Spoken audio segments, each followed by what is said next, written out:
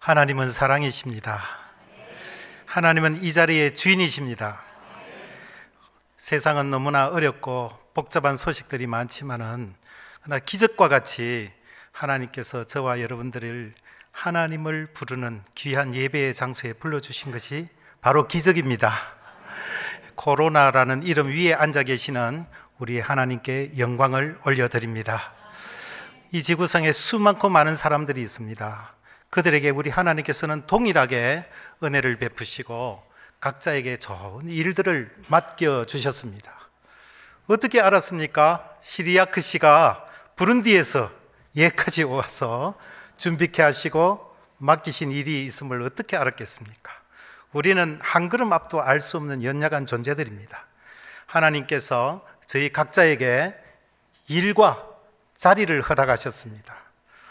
서울에서 부산에서 때로는 하나님께서 가르치는 일로 아니면 무슨 청소하는 일로 이런저런 일들을 통해서 너희 안에서 행하시는 이는 하나님이시니 자기의 기쁘신 뜻을 위하여 너희로 소원을 두고 행하게 하시나니, 하나님께서는 우리 모두에게 일을 주시고 그 일을 통해서 하나님 기뻐하시는 일을 이루기 위하여 오늘도 태양을 띄워주시고 비싼 밥도 먹게 하시고 과일도 먹게 하시고 이렇게 하셨는데 오늘 우리의 모습이 어떻습니까?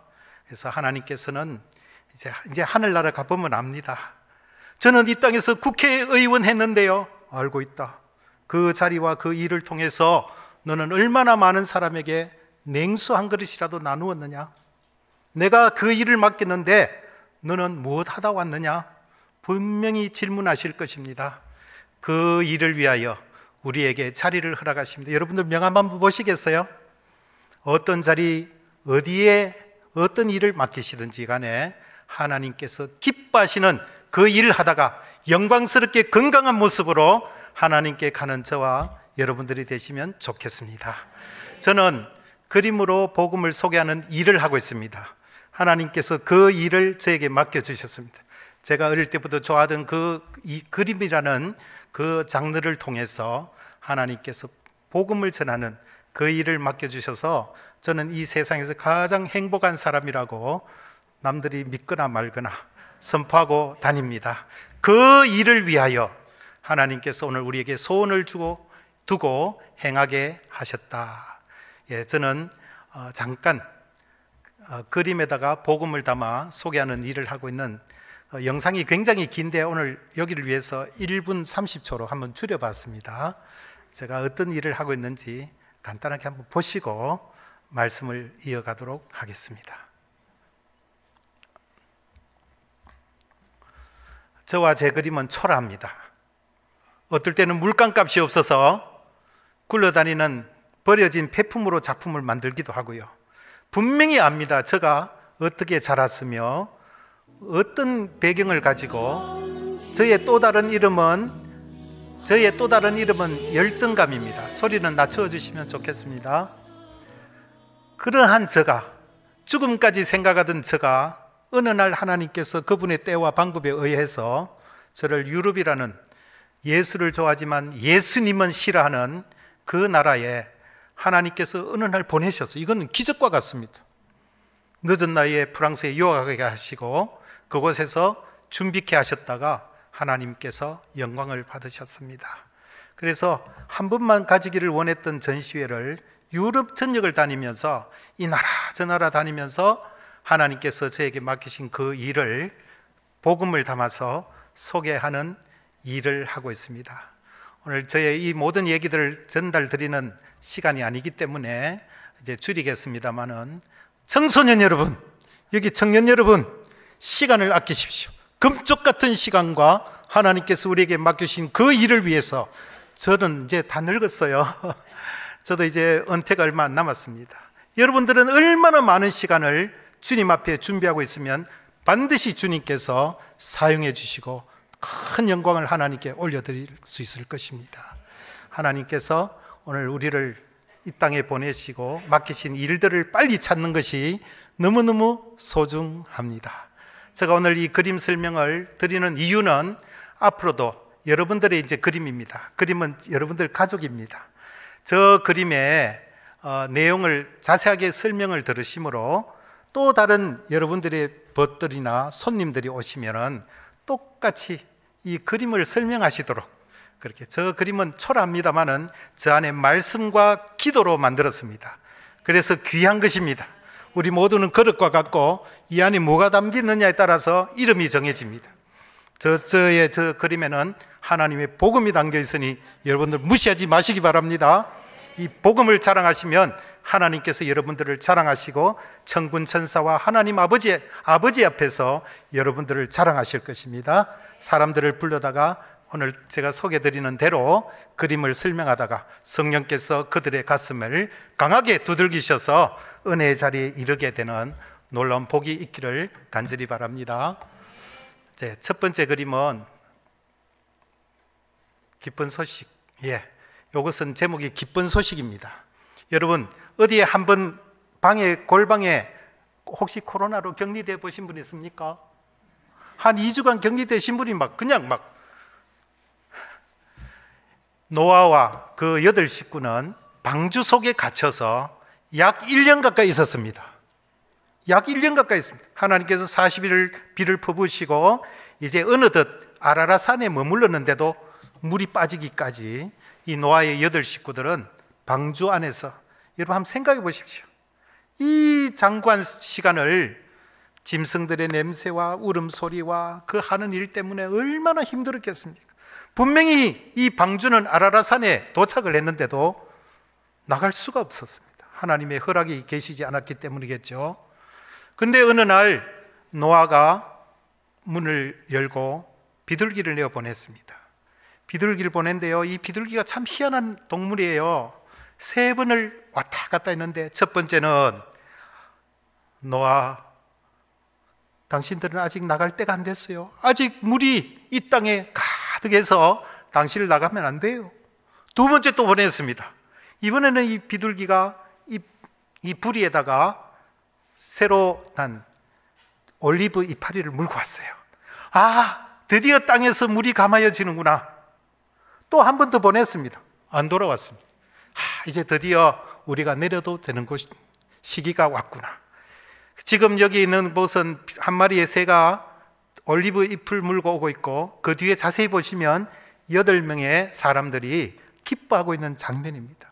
한번 보십시오. 땅에 분명히 비는 퍼부어졌는데 바깥의 상황이 어떤지 전혀 알 수 없지 않습니까? 그 가운데에 불안한 마음과 그 두려운 마음 가운데에 이 비둘기가 물고 온 이 이파리는 땅이 다시 회복되지고 우리가 곧 나갈 수 있게 되었다. 오늘 이 시절에 얼마나 기쁜 소식이 필요합니까? TV만 틀면 짜증나는 소식밖에 없지 않습니까?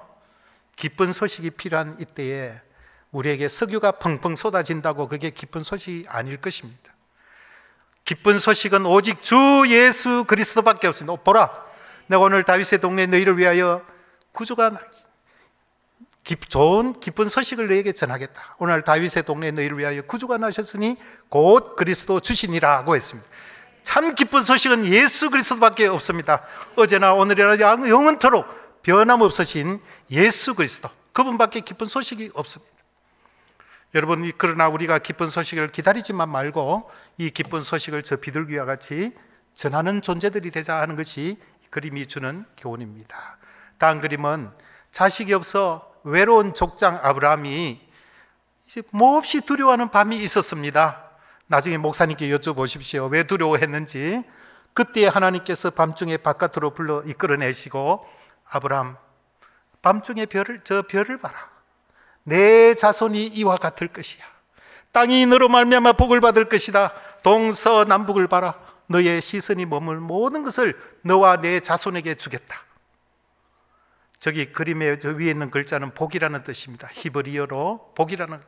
지금 이 빈손을 가지고 별을 보면서 아들이 없는 족장 이 영감님에게 내 자손이 으로 말미암아 저 별과 같이 바닷가의 무수한 모래와 같이 번성해 주겠다는 약속의 말씀을 받고 있는 장면입니다.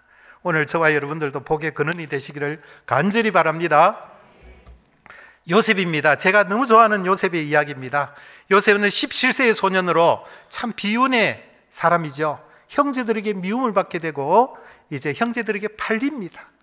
그리고 형제들은 팔린 것으로 끝이 나는 게 아니라 이들은 상인들에게 노예로 언 20에 팔려서 그 장구한 그 거리 긴 시간을 이제 이집트의 노예로 팔리게 되죠. 귀국하지 않습니까? 그러나 성경에 보면 하나님이 그와 함께 하심으로 형통한 자가 되었다고 되어 있습니다. 형통한 자면 뭐 복도 받고 이렇게 되는데 어느 날 또 주인의 처의 유혹에 강간미수범이라는 누명을 덮어쓰고 감옥에 갇혀버립니다. 여러분, 저 그림은 바로 요셉이 자기 주인의 처의 유혹을 이겨내고 뛰쳐나오는 장면이다. 한 손은 하나님께, 하나님, 내가 어찌 이 큰 악을 행하여 하나님께 범죄하겠습니까? 한 손으로는 유혹을 거절하는, 그 뒤에 보면 흰 라인들이 있는데요, 저것은 작은 새 한 마리가 사냥꾼의 올무에서 빠져나가려고 바닥바닥 하는 그 모습을 설명했습니다. 유혹을 빠져나가는, 여러분들, 청년 여러분, 우리가 올라가기는 어렵지만 내려가는 순식간에 내려갑니다. 하나님께서 우리 모두를 그릇이라고 했습니다. 금그릇, 은그릇, 나무그릇, 질그릇, 누구든지 이 모든 것에서 깨끗하게 하면 주인의 서식에 합당하게 되어 주인의 서식에 기이하게 서시는 그릇이 될 것이다 고 했습니다.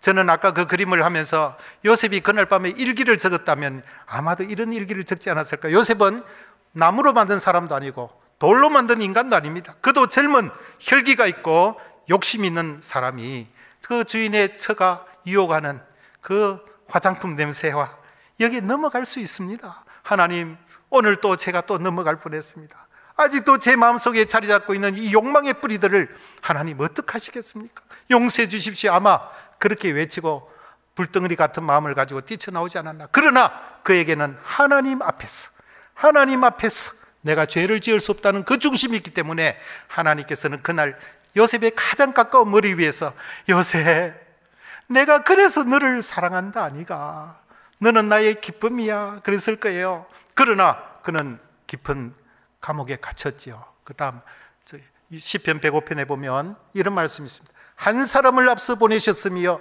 요셉이 종으로 팔렸도다. 그 발이 착고에 매이며 그 영혼이 쇠사슬에 묶였으니 곧 여호와의 말씀이 응할 때까지라. 그 말씀이 저를 단련하였도다 라는 말씀이 있습니다. 요셉은 너무나 억울하게 하소연할 수도 있고 억울하다고 눈물 지을 수도 있지만 성경에서 요셉의 불평 불만은 찾을 수가 없습니다. 이 과정도 하나님이 나와 함께 하시겠지 하는 아마 믿음이 있었던 것 같아요.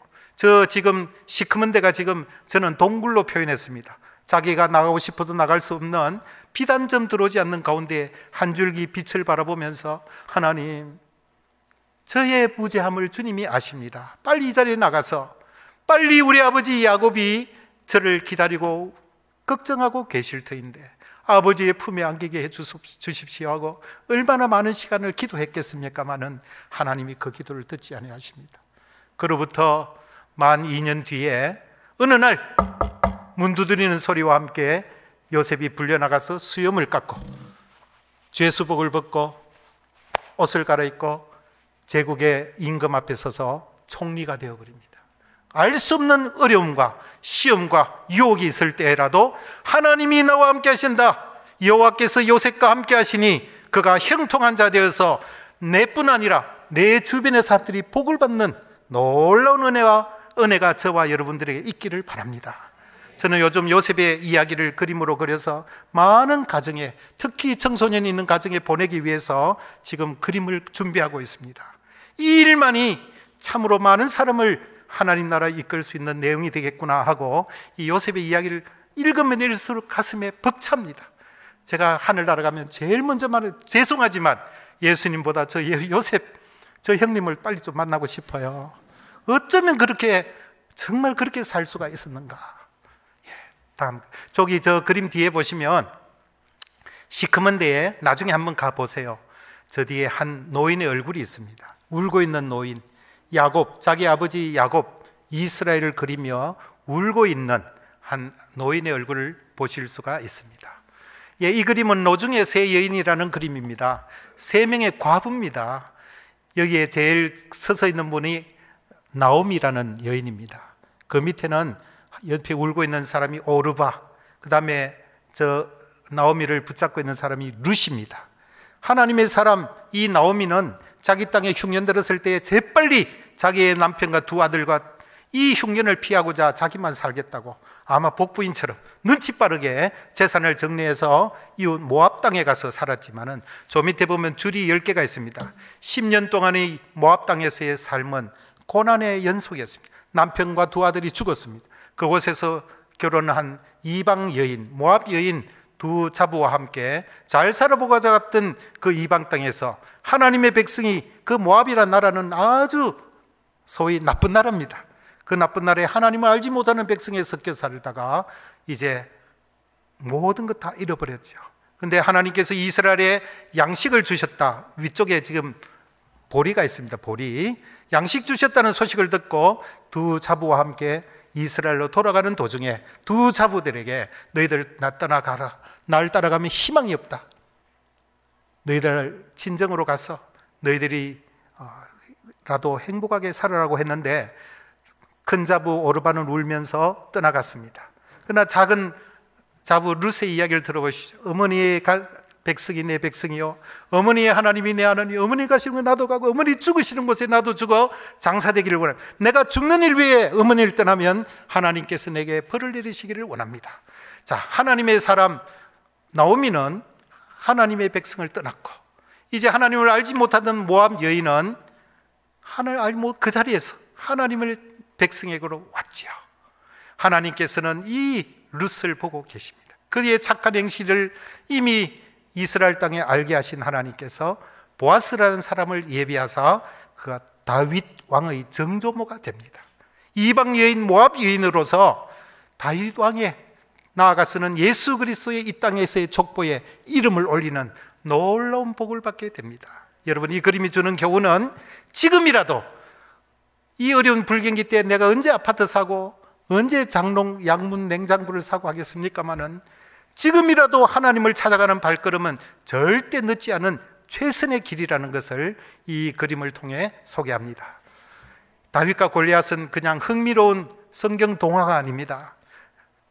너는 칼과 창과 단창으로 내게 나아왔거니와 나는 만군의 여호와의 이름으로 내게 나아가노라. 이제 다윗에게는 하나님이 계셨습니다. 사람들은 갑옷과 투구와 창과 칼이 모든 것을 해결할 줄 알았지만은 이 다윗은 만군의 살아계신 여호와 하나님, 눈에 보이지는 않지만은 오늘 우리 가운데 함께 하시고 나를 주장하시는 여호와는 나의 목자시니 내가 부족함이 없으리로다. 항상 그가 노래하던 하나님이 나와 함께 하신다. 이 믿음을 가지고 골리앗 앞에 나아갔습니다. 그리하여 그는 세상에 보이는 무기가 아닌 매끈한 조약들로 그 골리앗을 무너뜨리는 장면입니다. 이 그림이 주는 교훈은 우리 앞에 놓여져 있는 어떤 장벽과 산성이라도 코로나라도 하나님의 허락을 받은 자 앞에서 받은 자 앞에서는 모든 것이 다 무너질 수밖에 없다. 하나님의 허락을 받는 우리 청년 여러분들 되시기를 바랍니다. 여호와 하나님을 의지하는 자에게 하나님이 함께 하십니다.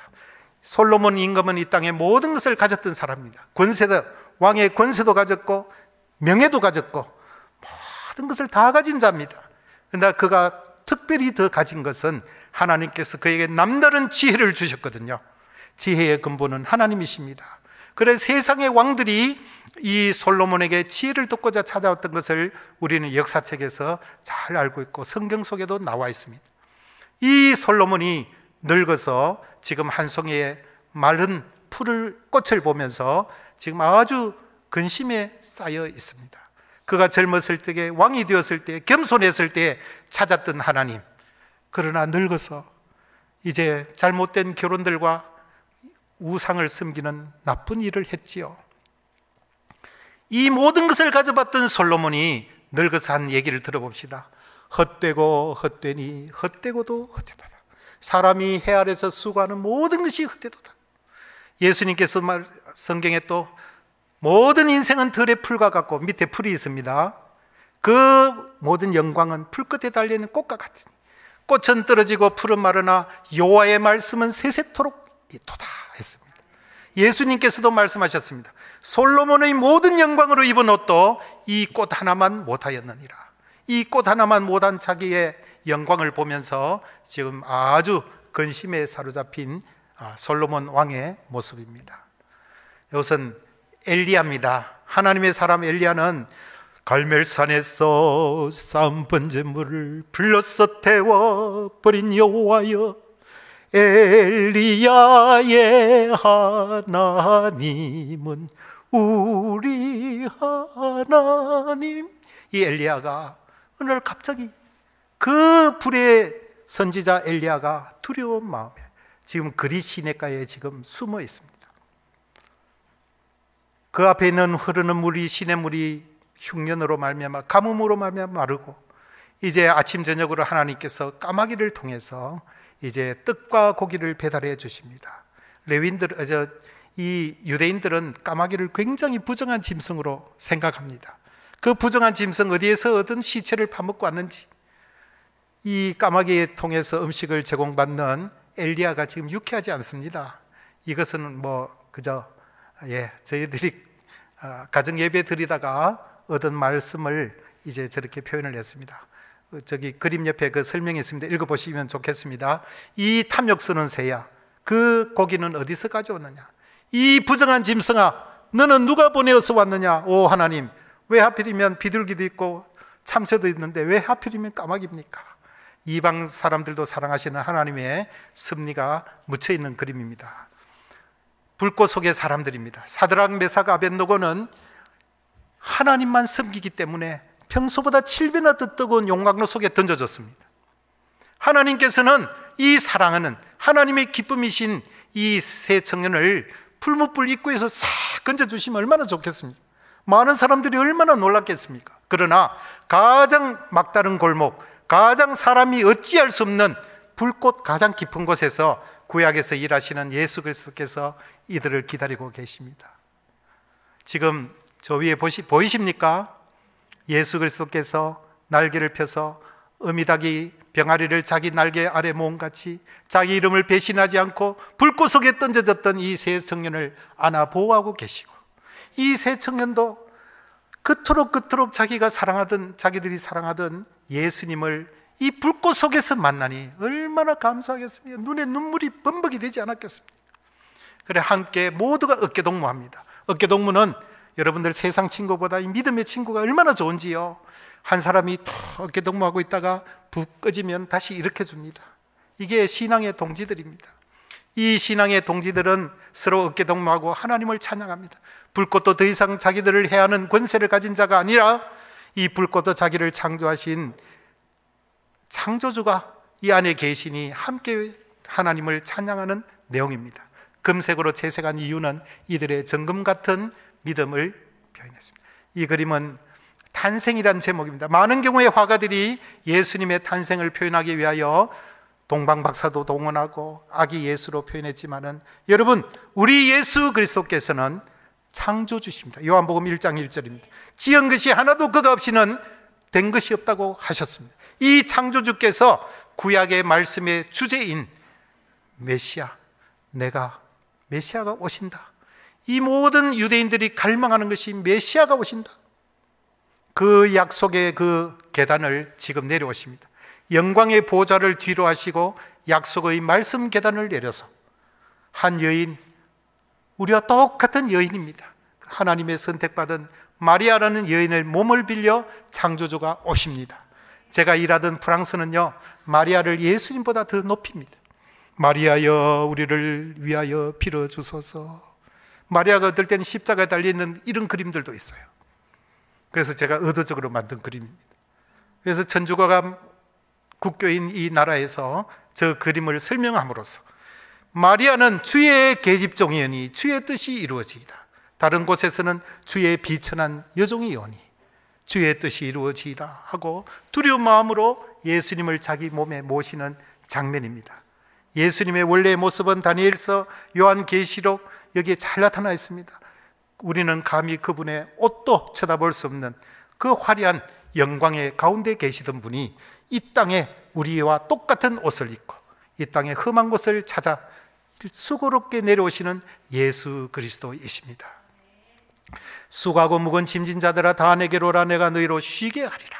이 땅에 어느 누가 우리의 짐을 맡아줄 사람 누가 있습니까? 누가 한이의 짐을 져 주시겠습니까? 누가 우리 남문희씨의 짐을 져주시겠습니까? 누가 우리의 모든 무거운 짐을 져주시겠습니까? 부모라도 자식이 죽는 것을 대신 죽을 수 없습니다. 자식이라도 아무리 부모님께 효도하지만은 그 부모님을 위해 대신 아플 수가 없는 것이 이 땅의 사람들입니다. 그러나 우리 주님께서는 오늘도 두 손 활짝 벌리시고 수고하고 무거운 짐진 자들아 다 내게로 오라, 내가 너희로 쉬게 하리라고 하십니다. 다음, 제가 좋아하는 그림입니다. 사마리아, 오늘 목사님도 말씀하셨지요. 사마리아 사람, 성경에는 선한 사마리아 사람의 이야기라고 하지 않습니다. 그냥 한 사마리아 사람이 강도 만나 지금 죽어가는 사람을 보고서 이 사마리아 사람이 거기 지나가다가 도무지 거기를 지나가지 못하겠는 거예요. 자기도 가야 할 곳이 있고 해야 될 일도 있고 기다리는 식구도 있었을 것입니다마는 그는 종종 주저하지 않고 준비되어 있지 않으면 주저하게 되고 주저하면은 우리의 마음이 마귀에게 빼앗기고 맙니다. 즉시로 준비된 사람은 주저하지 않습니다. 그래야 자기들을 미워하는 유대인임에도 불구하고 자기 짐승에 짐을 내려 자기가 어깨에 메고 그 짐승에다가 이 죽어가는 사람을 싣고 바삐 걸음을 걸어서 여관을 만나서 그 여관의 주인에게 이후에까지 책임져 주는, 내가 돌아올 때에 당신이 돈이 더 들었으면 내가 갚아주겠습니다, 이 사람을 나 대신 좀 돌봐달라고, 나는 지금 일이 있어 가는데 이 사람을 좀 치료해달라고 부탁하는, 오늘 우리 주변에 얼마나 많은 사람들이 우리의 도움을 필요로 하고 있습니까? 오늘도 우리가 영적인 눈, 아까 아침에 우리 목사님 스플링크니조마이, 창자가 찢어지는 듯한 아픔을 가지고 우리 인간들을 보셔서 이 땅에 오셨지 않습니까? 그 우리 주님의 마음이 준비되어 있다면 우리 주변에서 오늘도 끊임없이 도와달라고 손을 벌리는 그 사람들을, 준비된 사람들은 외면하지 않을 것입니다. 내일 오라고 다시 되돌려 가지 않을 것입니다. 이 사마리아 사람처럼 준비된 사람들, 제 그림 옆에는 저기 짐승과 사마리아 사람의 대화를 적어 놓았습니다. 유럽 사람들은 성경 말씀을 모르기 때문에 성경 말씀이 없지만은 저 짐승하고 짐승을 의인화해서 대화하는 내용을 적었습니다. 여러분, 저 사마리아인의 행동하는 바로 위에서 우리 하나님이 얼마나 기뻐하셨을까요? 내가 선생과 주가 되어서 이렇게 했으니 너희들로 가서 이와 같이 해라. 우리 주님께서 시범을 보이시면서 수건을 허리에 동이시고 제자들의 발을 닦아주시면서 가서 너희들도 이와 같이 해라, 오늘도 우리에게 말씀하십니다. 가는 바다 현장에 잡힌 여인이 지금 예수라는 청년 앞에 끌려왔습니다. 사람들은 아주 당당하게 당신은 사랑 사랑 외치는데 모세라는 우리의 대선지자는 이러한 여인을 돌로 치라고 했다, 당신은 어떡할 거냐고 아주 기세등등하게 사람들은 주님 앞에 도전했습니다. 그때 주님께서 뭐라고 하셨습니까? 너희 중에 죄 없는 자가 먼저 돌로 치라고 하셨습니다. 그러니까 사람들이 슬그머니 지금 흐느끼고 있는 저 여인 주변에 삐죽삐죽한 돌멩이들이 놓여져 있습니다. 다 돌멩이들을 내놓고 가버렸습니다. 이 두려워 떨고 있는, 언제 저 삐죽삐죽한 돌멩이로가 내 머리통을 향해서 내 몸을 향해 날아올지 모르는 지극한 두려움 속에 떨고 있는 이 가련한 여인이 내가 무엇을 해야 될지, 어디로 가야 될지 몰라하는 그 여인에게 지금 따뜻한 눈물이 떨어집니다. 성경에 예수께서 스플링크니조마, 우리 사람들을 불쌍히 여겨서 찾아오는 무리들을 보시고 가르치시고 전파하시고 고쳐주시고 이 주님께서 이 떨고 있는 여인의 죄를 용서하실 뿐 아니라 이 여인의 아픈 마음을 헤아려 함께 똑같은 라인으로 지금 눈물 흘려주시는 예수님이십니다. 탕자의 얘기입니다. 아까 말씀하셨던 아버지께로 돌아가야 되겠다 하고 작정했던 이 탕자의 그 결정은 참 잘한 선택입니다. 얼마나 잘한 선택입니까? 그러나 이 이야기는 집 떠났던 아들을 조건 없이 맞아주시고 회복시키시고 가락지를 끼우시고 살찐 짐승을 잡아 축제를 벌리며 사람들을 초대해서 이 잃어버렸던 내 아들을 보라, 우리 함께 즐거워한다 하고 기뻐하시는 그 바보 같은 아버지가 바로 우리 하나님 아버지십니다.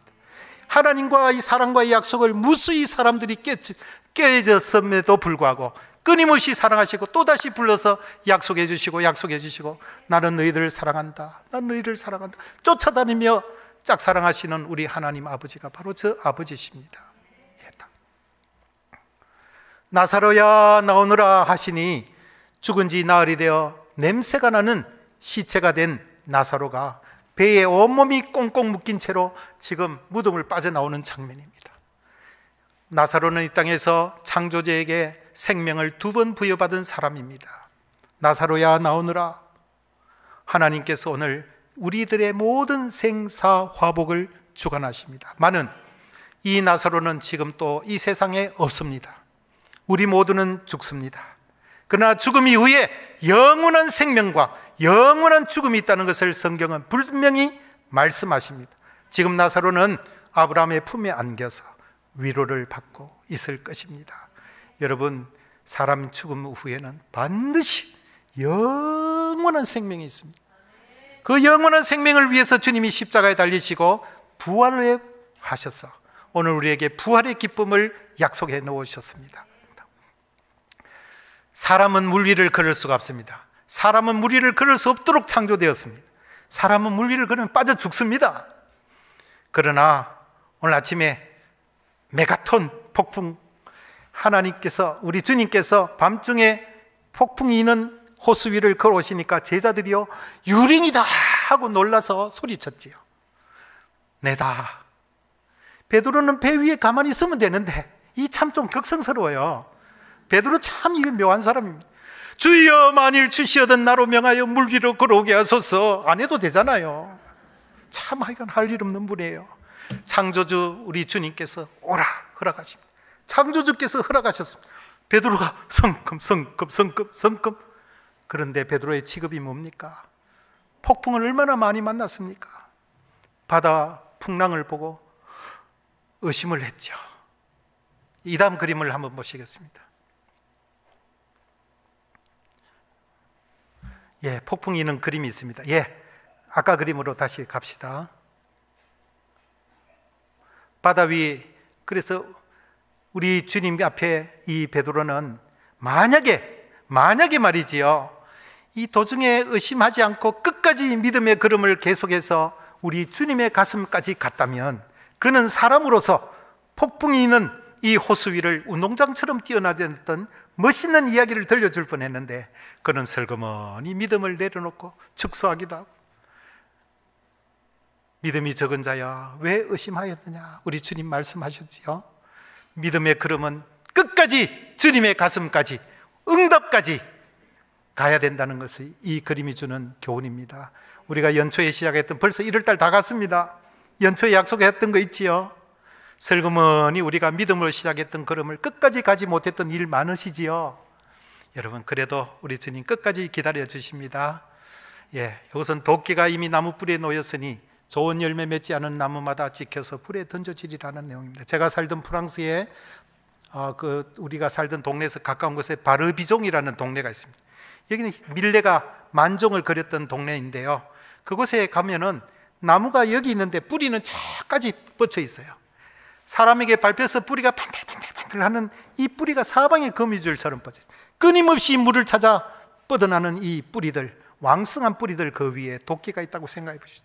하나님, 이 농부가 나무를 심는 것은 사과를 얻고 복숭아를 얻고 열매를 바라는데 이 나무는 이파리만 무성하고 열매가 없는 거예요. 주인이 올해도 참고 걸음을 줬다가 내년에 또 열매가 없습니다. 또 참다가 드디어는 그 뿌리 위에 도끼가 놓여져 있고 저 나무를 잘라버릴 것입니다. 프랑스에서 제가 전시회를 할 때에 한번 할머니가 오셨어요. 이 그림을 설명해 달라. 그래서 우리에게 열매가 없으면 나무는 열매를 바람인데 열매가 없는 나무는 찍혀서 불에 던져진다. 그 말씀을 듣고 그 다음날 또 다른 친구를 데리고 왔더라고요. 그리고 방명록에다 이렇게 남겼어요. 나에게는 좋은 열매가 없다. 나에게는 좋은 열매가 없다. 지금도 그 할머니 얼굴이 생각납니다. 여러분들에게는 열매가 있습니까? 우리 주님이 기쁘게 받으실 열매가 있습니까? 다음 그림 보시겠습니다. 겟세마네 동산에 주님이 기도하시는 장면입니다. 주님께서는 온 인류의 죄를 대신해서 이제 저 산에서, 저 겟세마네 동산에서 땀이 땅에 떨어지는 핏방울 같이 간절하게 기도하고 계십니다. 그게 그 주님의 기도에 아버지의 원과 내 원이 있습니다. 내 원대로 마옵시고 아버지의 원대로 하옵소서. 우리가 하나님께 드리는 원이 있는데 우리 하나님이 그 모든 결제는 하나님이 하시는 겁니다. 내 원이 있고 하나님의 원이 있습니다. 내 원대로 마옵시고 아버지의 원대로 앞서서 이날 저녁에 기도는 너무나 간절히, 옆에 보면 천사가 지금 기도를 돕고 있습니다. 십자가를 앞두신 예수님께서 복판에 잔이 있지요. 아버지여, 이 잔을 내게서 옮기시면 안 되겠습니까? 저는 이 주님을 사랑합니다. 철두철미하게 사람이신 주님께서 고통의 십자가, 수치의 십자가를 앞두시고 들이시는 저 기도 때문에 오늘 모든 인류의 죄가 다 용서받는 놀라운 복을 누리게 된 것입니다. 우리 예수님께서 지금 들 깎는 자 앞에 잠잠한 양과 같이 묶여서 포성줄에 묶여 계시고 저기에 언전이 툭툭툭툭 떨어지고 있습니다. 예수님께서 이 땅에 오시는 것은 바로 저렇게 어린 양으로 피 흘려 십자가에 달려 주심으로 우리 모두의 죄를 용서 주시기 위하여 오셨습니다. 지금 꽁꽁 묶인 채로 우리 주님께서 저렇게 양과 같이 묶여 계십니다. 저 뒤에 있는 사선들은 밤새 주님 앞에 가했을 채찍 자국의 흔적입니다. 바울도 얘기했죠. 내 몸에 예수 그리스도의 흔적이 있다. 예수 그리스도를 믿는 일은 복받고 병 고쳐지고 이런 것이 아닙니다. 바울도 돌에 맞아서 죽을 뻔한 사람들이 성 바깥에 던져버렸습니다. 죽은 줄 알고. 그런데 툭툭 털고 다시 일어나서 자기가 만났던 예수 그리스도, 다메섹 도상에서 만나주셨던 예수 그리스도를 위하여 흔적을, 그 상처 투성이를 가지고 복음을 전했던 곳으로 되돌아가서 또다시 복음을 전합니다. 여러분, 저기 보시면 나중에 그림 앞에 가보시면 저 언전이 30개가 안 됩니다. 그것은 뭐냐면 하나는 저 위에 아직 떨어지려고 대기하고 있고 하나는 이미 떨어졌고, 오늘날도 우리 그리스도인들의 주님을 부끄러워하는 일들을 통하여 우리 주님께서 묵묵하게 저렇게 묶여 계시는 주님을 연상하시면 좋겠습니다. 저 그림 제목은 이렇습니다. 수고하고 무거운 짐진 자들의 모든 무거운 짐을 져주셨던 주님이 이 땅 마지막 가시는 언덕길 무거운 짐을 대신 지고 간 구레네 사람 시몬, 당신이 참 부럽습니다 하는 것이 이 그림의 제목입니다. 한번 외워보시겠습니까? 예. 주님께서 십자가를 지고 가시는데 재수없이 그곳에 구경하다가 십자가를 대신 진 사람이 있습니다. 구레네 사람 시몬입니다. 근데요, 정말 재수없잖아요. 남이 진 십자가, 피비린내나는 십자가를 재수없이 졌다고 되어 있지만은, 그러나 로마서 16장에 보면 놀라운 일이, 반전이 일어납니다. 그 억지로 졌던 십자가 때문에 이 구레네 사람 시몬의 아들 이름은 알렉산더와 루포라는 사람입니다. 그때 당시에 예수님의 제자들은 알렉산더와 루포가 누군지 잘 알고 있었던 것 같아요. 알렉산더와 루포의 어머니에게 문안해라. 그 어머니는 내 어머니와 같으니라 라고 사도 바울이 이야기했습니다. 억지로 재수없이 졌던 십자가 때문에 이 시몬은 예수인이 되었습니다. 그리하여 아내는 바울의 어머니가 될 정도로 바울의 사역을 도왔던 사람이죠. 우리가 재수없이 졌던 이 모든 무거운 짐들, 교회 공동체 안에 있는 이 모든 부담감들 다 축복의 통로가 되시기를 간절히 바랍니다. 부활입니다. 여러분, 십자가. 예수님께서 이 땅 계시는 동에 사람을 살리시기도 하고 병든 자도 고치시고 맹인들도 고치시고, 그리고 하늘나라, 너희들이 앞으로 갈 곳 하나님 나라에 대해서 부지런히 가르치셨습니다마는 사람들은 이 예수님을 하나님의 아들로 인정하지 않았습니다. 끊임없이 예수님 앞에 도전했습니다. 네가 하나님의 아들 맞냐? 어우 참나마도다. 하나님의 아들이심을 인정하지 못하는 거예요. 심지어는 제자들조차 나를 본 자는 아버지를 보았거늘, 이 십자가에 달리신 이 예수님의 그 순환의 고통의 현장 아래에서도 유대인들이 예수님 보고 네가 만약 하나님의 아들이거든 내려와라. 그러면 우리가 믿겠노라. 조롱을 했습니다. 예수님은 내려오시지 않죠. 한 마리의 사로잡힌 들짐승처럼 지금 못 박혀 피와 물을 아낌없이 흘려주시는 우리 예수님, 다 이루었다 하고 고개를 떨구시는 순간 예수님 지금 십자가 뒤에 보시면 휘장이 갈라지고 있습니다. 위에서 아래로 쫙 이렇게 갈라지는 모습이 있습니다. 그래야 하나님과 우리 사이에 죄 때문에 가로막혀 있던 휘장이 갈라지고 그 우리 하나님을 아바, 아버지라고 부를 수 있는 자격을 우리 주님이 십자가에 달려. 그 밑에 있는 저 둥그런 원 같은 것은 조롱하는 무리들입니다. 갑자기 하늘이 검어지고 자연현상이 일어나면 지금 두려워서 어쩔 줄 몰라 우왕좌왕하는 무리들의 모습을 보십니다. 여러분, 그 아래쪽에 보시면 종이라는 제 사인 바로 옆에 보시면 한 사람이 지금 팔을 벌리고 있죠. 이 사람은 유대인이 아니고 바로 로마 백부장입니다. 이 백부장이 많은 흉악한 이 흉악범들의 사형 현장을 지켜보았던, 그리고 팔아가던 그들의 고통을 보았던 이 유대인이 아닌 로마인 백부장의 입에서 이런 얘기가 나옵니다. 이는 진실로 하나님의 아들이었도다. 예. 이 십자가에 달리신 것도 큰 사랑의 표현이지만은, 그러나 고린도전서 15장에 보시면은 이런 말씀이 있습니다. 십자가에 그치지 아니하시고 3일 만에 다시 부활하셨습니다. 성경대로 주께서 십자가에 달리시고 성경대로 살으시고 성경대로 부활하셨다. 잠자는 자들의 첫 열매가 되어주셨다고 되어 있습니다. 여러분, 첫 열매라는 것은 함부로 보지 마시길 바랍니다. 첫 열매라는 것은 두 번째 열매도 있다는 뜻이죠. 아닙니까?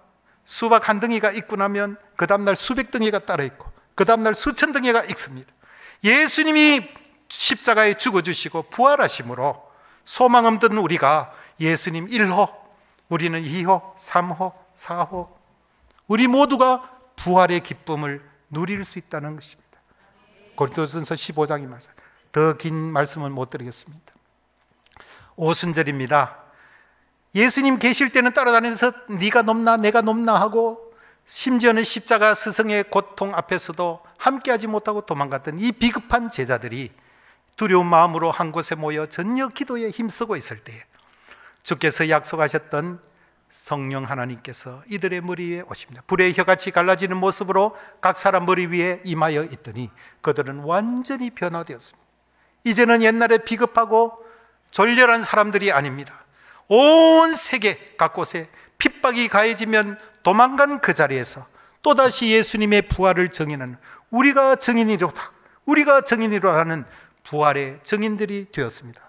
여러분, 말씀과 기도와 성령 하나님보다 앞서는 우리의 열심, 우리의 많은 봉사들, 우리의 구제들 다 능력이 없습니다. 성령 하나님, 그분의 능력으로 우리가 하나님을 사랑해야 이웃을 사랑할 수가 있습니다. 순서가 있습니다. 하나님을 사랑하는 마음이 있어야 이웃을 불쌍히 여기는 마음이 있는 것입니다. 성령보다 앞서는 모든 어떤 것도 없도록 하라는 것이 이 그림이 주는 교훈입니다. 예, 모든 것을 버려두고 주를 따르니라. 밤새 고기를 잡고자 그물을 던졌지만 한 마리도 못 잡던 어부들이 있었습니다. 그들이 바라는 것은 이 물고기를 잡는 일이었습니다. 그래야 가족들도 먹여 살리겠죠. 그러나 어느 날 한 청년이 깊은 데로 가서 그물을 내려 고기를 잡으라, 그 말씀에 순종했어요. 알 수 없는 권위에 굴복해서 깊은 곳에 그물을 내렸기 때문에 그물이 찢어질 정도로 많이 잡은 이야기가 성경에 나와 있죠. 그런데요, 지금 저 그림을 보시면 푸득푸득푸득하는 물고기와 그물을 버려두고 두 사람이 지금 황급하게 겉옷을 두르고 어디론가 바쁘게 길을 가고 있습니다. 그들이 밤새 얻고자 했던 물고기를 포기하고 어디론가 가고 있습니다. 여러분, 이렇게 생각하시면 되겠습니다. 어떤 어린아이가 사탕을 쭉쭉 빨고 있어요. 어른이 옆에서 맛있겠네, 나 좀 줄래? 안 주지요. 근데 그보다 또 좀 더 좋은 것을 싹 내밀면 사탕 집어 던져버리잖아요. 이것도 안 주려고 합니다. 이 제자들은 이제 자기들이 밤새 얻고자 했던 물고기에 퍼득이고 있음에도 더 귀한 분을 만났잖아요. 나를 따라오너라, 너희로 하여금 사람을 낚는 어부가 되게 하겠다. 이 말씀에 순종해서 황급히 옷을, 모든 것을 버려두고 예수님을 따라가는 그들은 새 예루살렘 성의 기초석에 자기들의 이름이 쓰여지는 놀라운 복을 누리게 됩니다.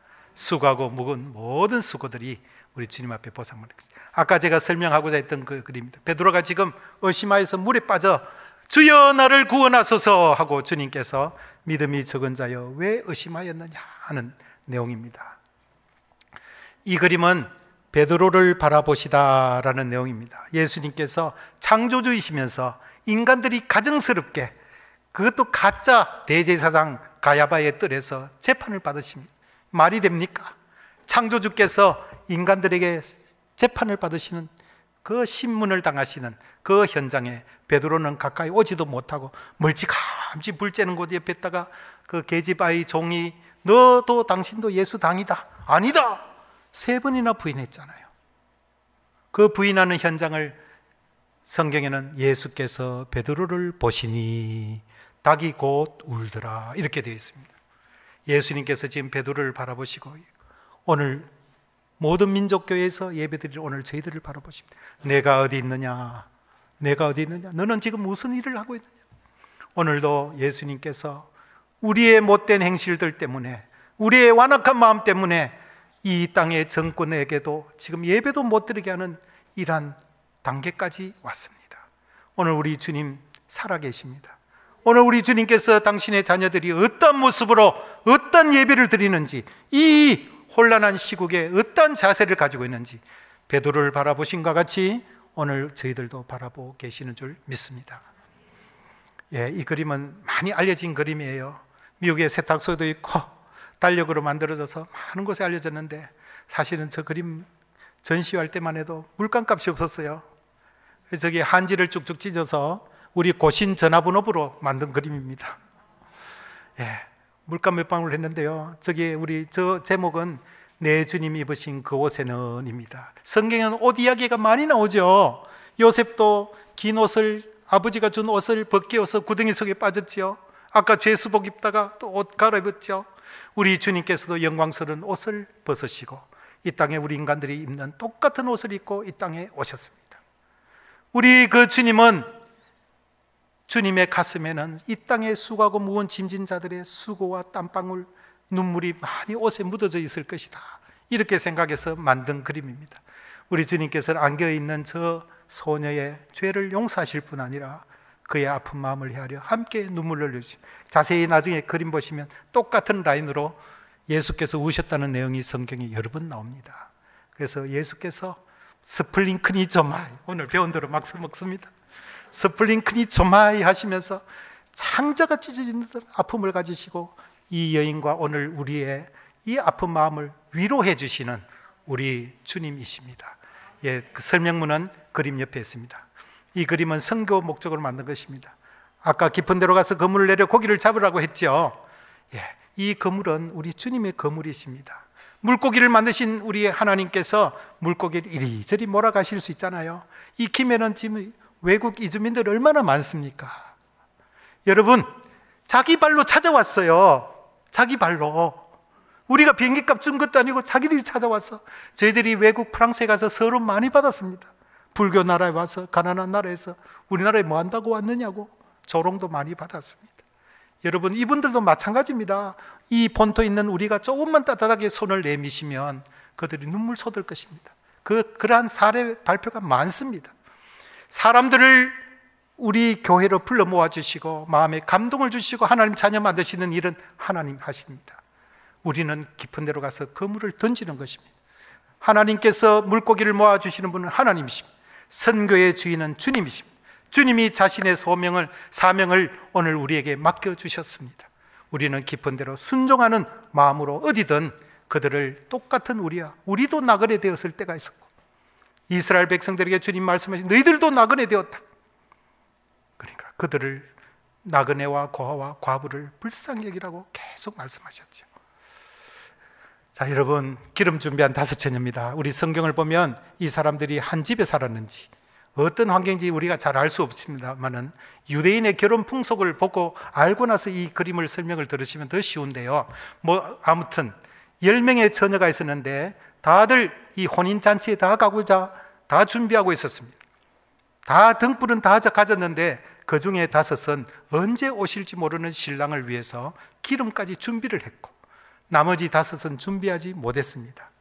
그래서 갑자기 밤중에 신랑이다 맞으러 나오라 했을 때에 지혜로운 사람은 여분의 기름을 준비했기 때문에 이 5명입니다. 다 지금 잔치에 들어가는데 억울하게 바로 잔치집 문 앞에서 거절당한 5명은 기름을 준비하지 않아. 똑같은 환경에서 자랐고 똑같은 환경에서 부름을 받았지만은 준비되지 않았을 때에 그 차이는 극과 극이지요. 이 준비하는 것이 무엇인지는 나중에 목사님께서 말씀하실 것이고요. 여러분, 준비해야 됩니다. 내리고 모레고 언제 오실지 모르는 주님을 그냥 준비도 않고 기다리면 안 됩니다. 오늘 이 시대의 현상을 보시고 우리가 준비해야 되는 것을 아셔야 됩니다. 세계 각국의 지진과 메뚜기 때와 오늘 이 코로나가 레위기에 민수기에 얼마나 잘 나와 있습니까? 이것은 코로나 백신의 문제가 아닙니다. 치료제가 문제가 아닙니다. 여러분, 코로나를 허락하신 하나님의 마음을 아셔야 됩니다. 청년 비나스처럼 분노의 창을 들고 우상에게 절하는 그것을 싫어하시는 우리 하나님의 마음을 헤아릴 때에 하나님은 코로나를 멈춰주실 것입니다. 여러분, 코로나 위에 앉아 계신 하나님을 두려워하셔야 됩니다. 여러분, 이 기름 준비한 5 처녀처럼 준비되신 분, 오늘 우리가 히브리서 11장을 읽었습니다. 저는 히브리서 11장을 너측 사랑합니다. 여기 보면 많은 사람들의 행진이 있습니다. 오늘 시간 있으면 성도들의 행진, 성도들이 행진할 때 하는 찬양을 한번 들었으면 좋겠는데요. 성도들이 행진할 때에 우리가 이렇게 그 속에 보면요, 아브라함도 있고 요셉도 있고 제가 좋아하는 에녹도 있고, 에녹은 하나님을 기쁘시게 했기 때문에 하나님이 불러가셔버리죠. 그 요셉도 있고요, 바울도 있고, 요셉에게 묻습니다. 요셉, 당신은 어떻게 그 유혹 앞에서 초연할 수 있었습니까? 하나님이 나와 함께 하심을 알고 있었기 때문입니다. 바울에게 묻습니다. 당신 그렇게 매맞고도 어떻게 또다시 복음을 전할 마음을 가졌습니까? 바울이 대답합니다. 내가 잠시 잠깐 오면 우리 주님께서 내게 상 주시는 분임을 내가 알았기 때문입니다. 나를 위하여 생명의 관을 준비하고 계실 것인 걸 알기 때문입니다. 히브리서 11장 6절 말씀을 한번 더 띄워주시겠습니까? 한번 다 같이 크게 한번 읽어보시겠습니다. 시작. 믿음이 없이는 하나님을 기쁘시게 하지 못하나니 하나님께 나아간 자는 첫째, 반드시 그가 계신 것과 둘째, 또한 그가 자기를 찾는 자들에게 상 주시는 이심을 믿어야 할지니라. 제가 오늘 저걸 많이 좀 지워보고 싶었는데요, 2가지입니다. 오늘 제목이 2가지죠. 다 잊어버리셔도 좋습니다. 오늘 쭉 한번 보십시다. 믿음이 없이는, 다 같이 시작. 믿음이 없이는 하나님을 기쁘시게 하지 못하나니 하나님께 나아가는 자는 반드시 그가 계신 것과 하나님이 계신 것을 믿어야 된다는 것이, 2번째는 또한 그가 자기를 찾는 자들에게, 모든 민족교회는 성구 암송을 잘 하시더라고요. 요 2가지를 꼭 믿으시기 바랍니다. 하나님이 살아계신데 우리가 어떻게 죄를 짓겠습니까? 하나님이 계시다는 코람데오의 마음을 가지고 이 땅을 살아가시는 저와 여러분들이 되기 원하고, 하나님의 상을 함부로 생각하지 마십시오. 그래서 잘했다고, 숙제 잘했다고 노트 연필 주던 우리 어린 시절의 상 생각하지 마십시오. 하나님의 상을 가볍게 생각하지 마십시오. 하나님 앞에 가보면 우리 알 것입니다. 하나님께서 우리를 위해 예비하신 그 상은 어마어마한 것입니다. 상 주시는 이심이 계실 때에 우리가 이 땅의 상에 연연하지 않고 우리 주님 앞에서의 시상대에서 영광스럽게 하나님께 영광 돌릴 그날을 기다리며 살아가는 저와 여러분들 되시기를 바랍니다.